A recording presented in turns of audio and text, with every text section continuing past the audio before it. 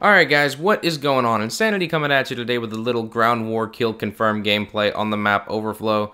And since I had a pretty rough weekend and I didn't get to enjoy any of the double XP except for maybe 3 hours, in which case I was able to jump from level 50 to 55 and prestige up to number 4, so I can at least say I did get something out of this weekend. It's just it wasn't anywhere near what I could have gotten from it. So I apologize for not getting any gameplay up that was really big and great this weekend, but that's all going to change because why? We are on the eve of the Revolution DLC drop that comes out in about 12 hours. So, I mean, I couldn't be any more excited to know that we're going to be having some brand new maps to finally, jump into and get out of this old ritual of playing the same 3 or 4 maps over and over that only people like. Because if I have to play Hijacked one more time, I'm probably going to, stab a fork in my eye.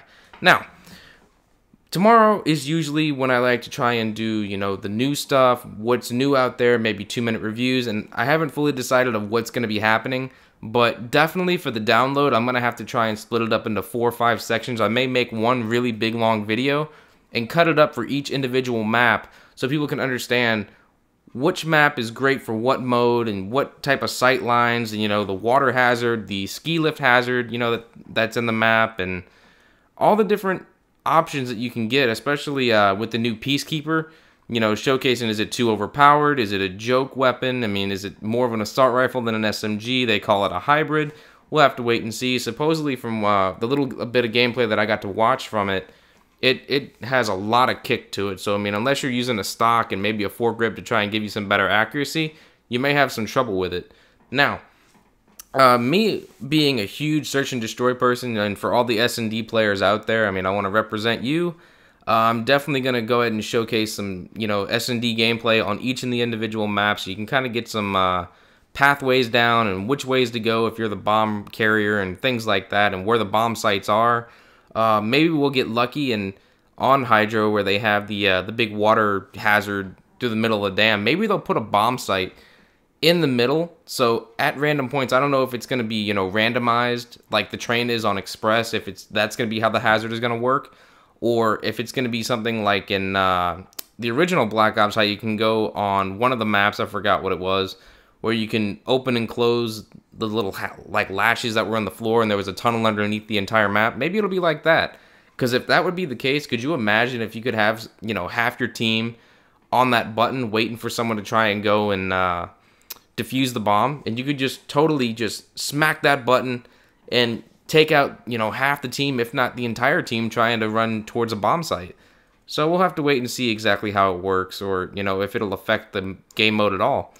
But beyond that, more of the team-based gameplay, I can really see Mirage, which is that, sandy desert one that's going to be coming out.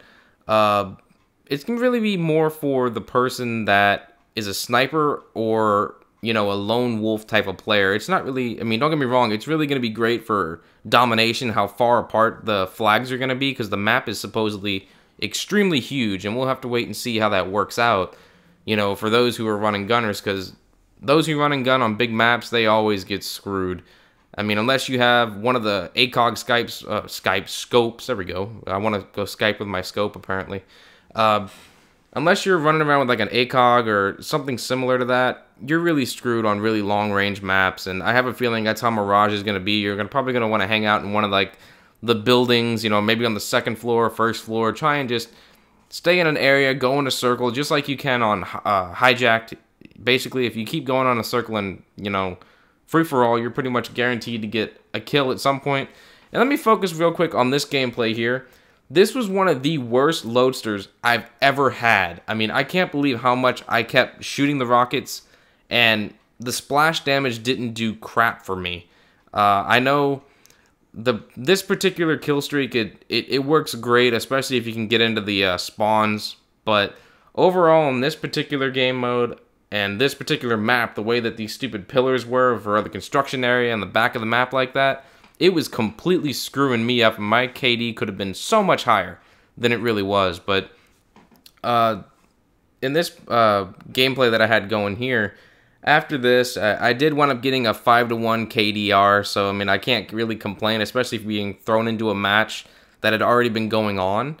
So overall, guys, I can't wait for tomorrow. I mean, be on the lookout for a lot of map reviews, you know, a little bit on that zombie mode that's coming out, Turned. I can't wait to see how awesome it's going to be to run around as a zombie and try and take stuff out and shoot yourself up with a syringe and, you know, defend yourself from more zombies and things like that.